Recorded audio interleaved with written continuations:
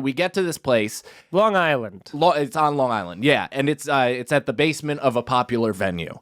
And this basement, it looks like where they kind of brainstormed and created coronavirus. Like, it looks like that much of an Illuminati stranglehold Bilderberg group. Like, literal... Every other closet is a movable bookshelf with a room in the back. One had stripper. Like in a cool way or in like a terrifying in an awesome way. Oh, okay. In the best way possible. In a way where you're like, I see why they drink babies. Right. You know, it's like, smoothing me up. I don't give a fuck. I'm ready to join this. Yeah. So, you know, there's rooms with like stripper poles that you can't even see. You go through a weird old timey phone booth, and all of a sudden you're in this back room where the green room and all this stuff.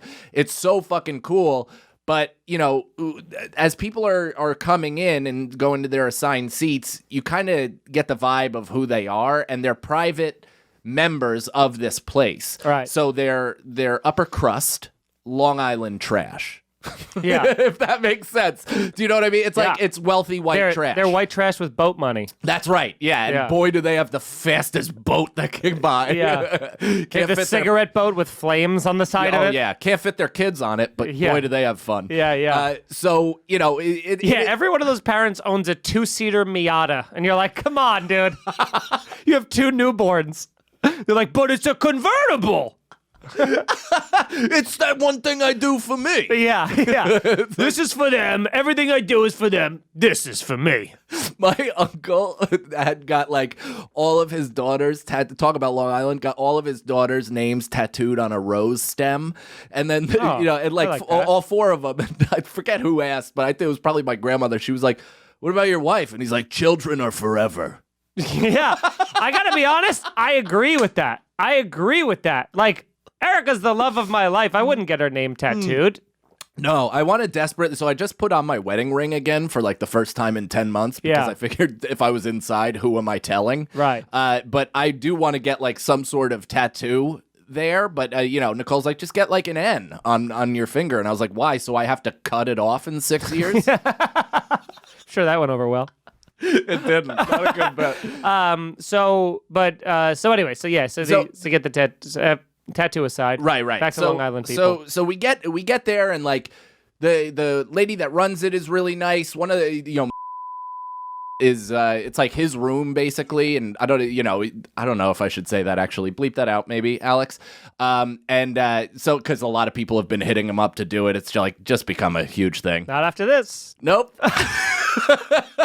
So this Irish guy from Long Island hosts it, but he and he's telling us about it. They're telling us about it. They're also like, hey, we're totally cool and everything's on the up and up. But if you see a flashing light, get off the stage. Like, drop the microphone, don't say bye, and get off the stage. And I'm like, what? And they're like, yeah, it's totally fine. Like, everything's cool. Like, we're good. But if you see, like, they said it like 8 times, and I'm like, like a speakeasy, like if you see the flashing light, pull the chandelier so the piano player goes behind the wall and it turns it back into a bookshelf. That's exactly right. Yeah, and I first of all I was like, oh, there's no problem. They're like, we just Alex, have please laugh on mic. Thank you. They're like, we have a hard out at 8:30. We started at 7. There's no way we're gonna hit 8:30. Yeah. I'm stretching to 40. It's perfectly fine. You know.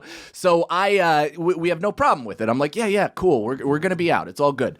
So we're sitting in the back waiting to go on. We can't really go out to watch the show because the door of the phone booth, like, you open it and just goes Kah! Like, it just makes that kind of noise every time. And it was like, I tried to do it to watch the host set, and everybody just goes and just looks over to me, and I'm like, Oh, so it's a 3-man show. There's a host, too. So the producer is hosting it? The producer is hosting it. Also a hilarious comic, though. Yeah. I don't want to say his name, but, Nice guy. I've worked with him before. Yeah, really at nice Uncle guy. Vinny's. And also would probably do well on this podcast. We should have him thematically.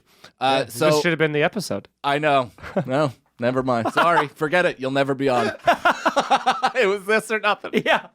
So we, I disrupt the entire show. I kind of crawl back into the other room. Yeah. You go up, Kah! And you go, oh, sorry. And all of a sudden it closes and you go, oh, I forgot my phone. Kah! No. Kah! Brendan did. He lumbered out there because he wanted to watch it. And, he circus tumbled into the middle of the floor. Yeah. Everybody giggled, whatever.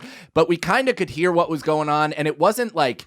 it wasn't an energetic crowd, but we were like, I think we hear laugh at, like, we weren't sure because we're kind of really disconnected from the room and we didn't know exactly how muted the walls were. And now is Pimp and John set up already at this point? They're set up. They're totally set up. They're in the crowd? Yeah, and they're like, this is definitely weird. And they're like, you can't get anybody from the crowd's face in it. And like hardcore. And we were like, all right, that's what are they on, fucking Epstein's log? Yeah, like, Jesus Christ.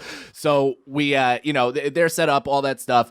Brendan goes out. I'm kind of half listening. I have to piss every 6 seconds. The lady that runs it wouldn't ever stop talking, so I was just like pretending I had to piss. She's like, you pissed 3 minutes ago. I was like, I know, I just, coffee. And I kept walking back into the bathroom. I'm like, Jesus Christ, I can't take this fucking ear beating for much longer. So another episode of Mike gets socially dominated. Yeah, what the fuck? But Brendan actually did too. And as a matter of fact, everybody in the room did. And the guy who ran it was like, I am sorry for her. And not to mention, she had like the lowest cut shirt on of all time and just was like full tits and in an almost I dare you to look, like, or I dare you not to look. 50s? Was she? Yeah. No, 40s? She was in her 30s. Oh. I would assume. Yeah. But kept talking to me about cold cheese pizza and hammering home how good it was. And I was like, I couldn't be less interested in this conversation. Was she stoned, do you think? No, but I was. Yeah. So, that's probably why I was. So now I'm waiting and starving for cold pizza and... I ordered a pizza from her at that moment. I was like, I'm not getting that bullshit, but just give me the regular one you guys serve here. Yeah. So I go out and, like, at this point, Brendan goes on, right? Hold on a sec. Do you think any place does that? What?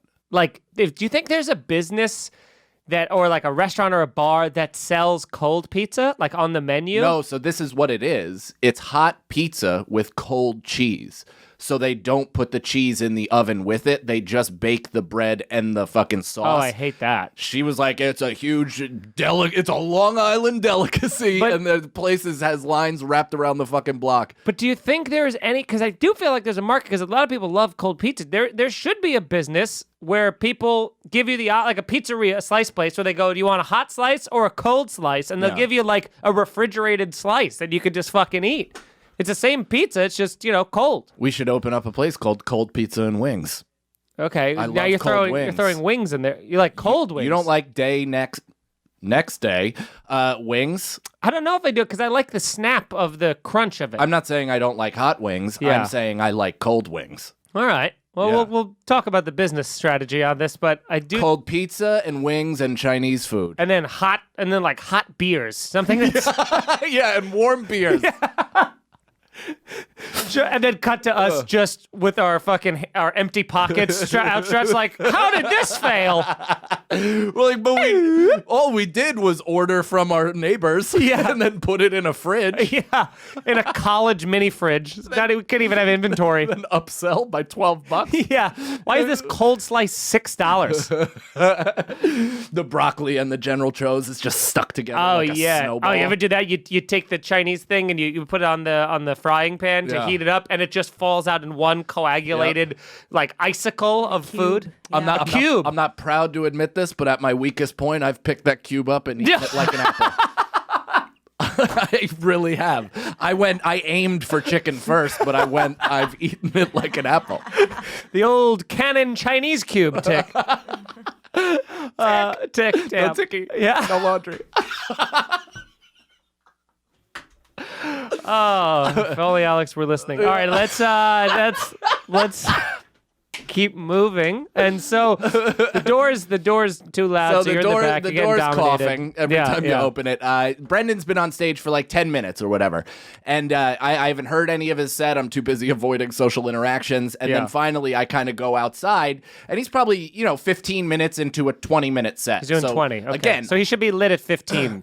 We started at 7:05. We had a hard 7 start because it's going to be an 8:30 hard stop, right? The SLA. And is it coming. sold out? Yeah. Okay. Yeah. It's sold out in the sense that all the tables and seats were taken. Sure. There's definitely a lot of space, but it's like. Well, it's a huge place. So what you're saying is you'd say 30 people, 50 people. I don't know. I'm trying to guess. 60. 60. Okay. I'd say 60. Yeah. Probably. Great. Yeah. So maybe less. I don't know. Numbers might as well be numbers. They are. Might as well be Chinese. Aren't you in luck?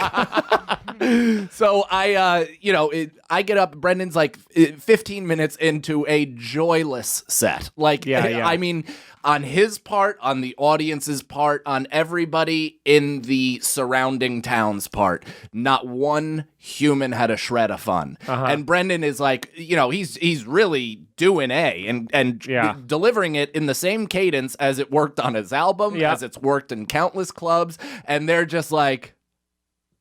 Yeah, just looking at him like he's a fucking like he's literally a zoo exhibit. Like they're just kind of like, whoa, remember the times when comedy was a thing? Like they went there to almost to watch a fucking VCR salesman hang themselves in front of him. So Brendan's up there and he's bombing and he's like asking questions. He's calling them trash quite a bit, which I think they're not. So that like struck them wrong immediately. And a lot of Brendan's act is predicated on how he feels about himself, and it's a lot of people from Long Island, and it's a lot of throwing around the trash word. So I think they were in this weird, almost like trash vortex where they all disagreed on the general principles of what's trash. And I'm sure they also probably have pretty strong political opinions, which I feel like might make them a bit more sensitive to certain I wonder certain words and definitions of trash. I think like they aren't. It was a weird vibe because they're not like stand by the side of the road with a sign Trump supporters. They're the ones that probably funded some of the insurrectionists. Yeah. Like they may have tossed some cash to their fucking dopey cousin who then ran into AOC's office and jerked off to the smell of her seat. Okay. That was me. That's why I grew this beard. So Brendan's having a tough time. He's asking questions. He's trying to do the crowd work thing where he's like, I'm gonna bring you into this, and it's just not fucking happening. It's not working. And I'm noticing that he's like going long, and even on stuff that like, oh, there's a laugh, like get the fuck off. He's not. Where is he lit at this? Because he should be lit at 15. He was lit at like 18. 18. So at most he's got a 5-minute window. At most, yeah. So 23 minutes. 23 minutes, which still would have given me like 48 to play with, which is perfectly fine, right? So he's like, hitting a joke and then kind of asking somebody a follow-up question, hitting the joke and then asking somebody a follow-up question. So I'm like, what the fuck is going on? I'm like not mad at Brendan, so to say. Like really, I'm like mad at the whole situation. Like I'm like, this fucking sucks. I'm kind of embarrassed that I asked Homeless Pimp and John to film this because it's just clearly not a filmable show. Like I just got done being at Uncle Vinny's with Lewis, and by the end of that week, I knew how to do comedy again. Right. And I feel completely competent, and I was on this like real flow and felt pretty good. Wednesday was such a nightmare, but by Saturday, it's like, oh, okay, sure. I'm a professional again. I know how to do it. So I had that going into this performance, and I'm just seeing Brendan, and he keeps asking questions, and so it's like he's at 25, he's at 28, and I'm like, what's going on here? And like then he's at like 31. Did they second light him? They say, and. But I didn't see anything. I'm like behind in a booth with Pimp and fucking John, and I'm kind of watching over their shoulder. And the guy is standing at the doorway, the loud doorway where we exited, and he's there with his phone. So I don't know if he's he's right at the side of the stage. He's right at the side of the stage, but he's still like 20 feet away, like or 30 feet away. But so I don't know what's happening, and Brendan's at 35 now, and I'm like, what? Like so long to like. From if you think you're doing 20 and then you're literally almost doing double the amount of time. And especially if you're bombing during that feels like 3 days. He did 42 minutes. No, he didn't. He did 42? 2 minutes. 42 minutes. That is. And do you know why he stopped? Because Papa Cannon just flew him in like he's a Boeing 737. I just fucking threw my phone I can't up. believe you waited till 40. I just didn't know what was happening. Yeah. I was like, what the fuck is this? 42 minutes. And I was just like, what? Like, at no point did he do the, hey, did you guys light me? Like, never. You know that moment? That I would have done that at 21, 22, 23, 24. Dude, insane. So 42 minutes, So he ran his whole special. He ran the whole thing plus more. Plus he found that. Plus he found that extra minute you wrote? Plus he didn't give me a single question to ask any of them. Oh, because yeah, he found out their mined. fucking social security numbers. Yeah. I had nothing to, I knew their name and their middle name and their first kids, first period. And I was just like, this is insane. I have like... Because that's the worst when if a person in front of you does so much crowd work, because it's not like we rely on crowd work, but it's more of a thing of where you go, if you're in the back of the room, just for the people listening, if you're in the back of the room and you see someone doing crowd work and you're like, oh, these people that he's talking to have been married 47 years and like it gets a nice applause and you're like, oh, maybe I can do something with that when I get on. Then you have to start going like, who is he talking to? Like you have to figure out who in the crowd he's talking to and try to remember that, but in a reverse way for when you get on stage to be like, look left and in the middle somewhere.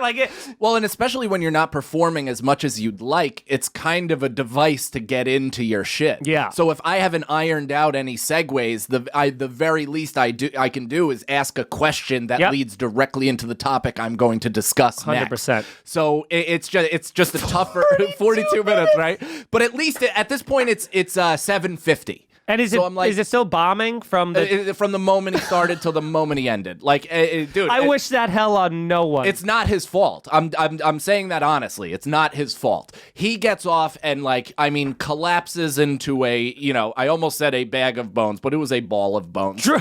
Dripping sweat? Pouring sweat, the most physical activity he's gotten in, a fortnight. And but in my head, I'm like, I think I can do, this is fine. I got 40 minutes. I was like, I'll cut out some of the stuff I was thinking about doing. I'll keep it tighter. I know how to push them up top. So how much time do you have left to I have play 40 with? minutes. You have exactly 40. I have exactly 40 minutes. So I was like, you know what? I'll do 30 of the killer of what I do, of what I have now, and that'll just be like I think I could do this. The greatest delusion on earth. I get on stage and,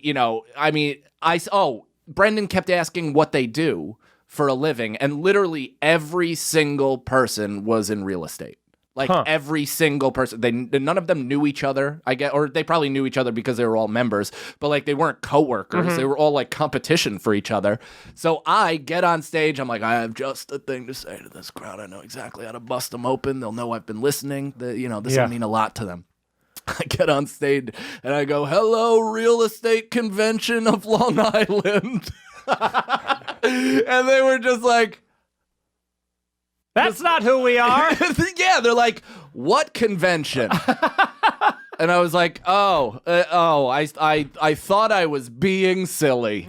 I literally said, I'm like, I thought I was kidding, whatever. And it did have me question reality a few times, because I think at some point I stopped and I was just like, you guys have never been trained to watch a live performance of any kind. Right. Because I've just never seen people experiencing so many different things in one room where you all came to see a show. Right. You didn't come here for dinner. It wasn't dinner plus comedy. It was comedy. That's why you came to this place. Otherwise, it's not really a fucking hang, of a venue. Sure. So it's like, they were not only not interested in me, they weren't interested in themselves. Right. I'd ask them a question, one of the 6 that Brendan left me on Earth, and what'd you eat last Thursday? Yeah. What's your daughter's biggest fear? Yeah. I don't know. Some man asking that question. Yeah. Now, also, can I just ask this? Did Homeless Pimp and John, did they film Brendan's set too? I think they may have. Okay. I think they did. That could be a real fun thing. So, yeah, but again, if any, let's get to it. Yeah. So I'm asking them questions, and they start scrolling their phone on themselves. And I'm like, oh, okay, so nothing is going to do this. I kind of just powered through or whatever, but continued to do my act and tried to pop them with a joke or two. And every once in a while, a thing would hit, and then it would go back to nothing, or they'd start talking to each other. And it was and then I'm gearing into what is supposed to be my 15-minute closer. I have this big chunk, and and as I'm doing the second joke in it out of 30, I get the the light. So I go, gotta go, and I threw the mic and I walked off stage. How many minutes into your set were you? 30! Brendan headlined from second position. What a sneaky little raccoon. Holy shit.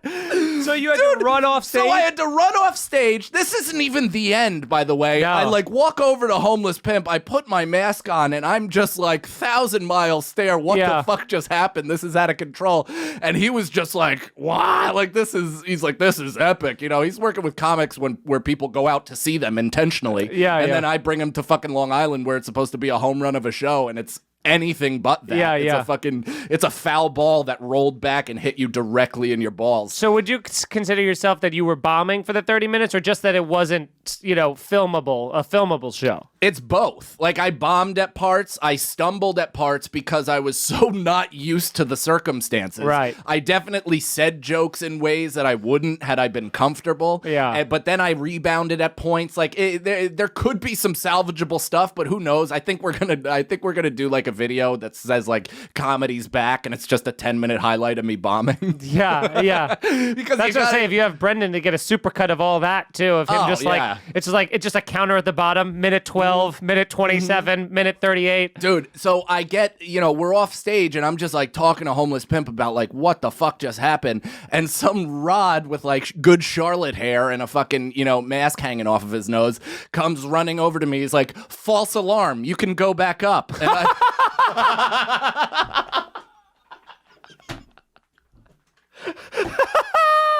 and I go, no. Yeah. I go, absolutely not. And 3 other people are like, you getting back up there? You going back up? And I'm like, who do you think you are? Yeah. And who do you fucking think I am? Yeah. In what world am I going to be well, that was 30 minutes of just foot on the gas fun. Yeah. I'm going to get back up there and take 6 more minutes of that. Just pick up the mic.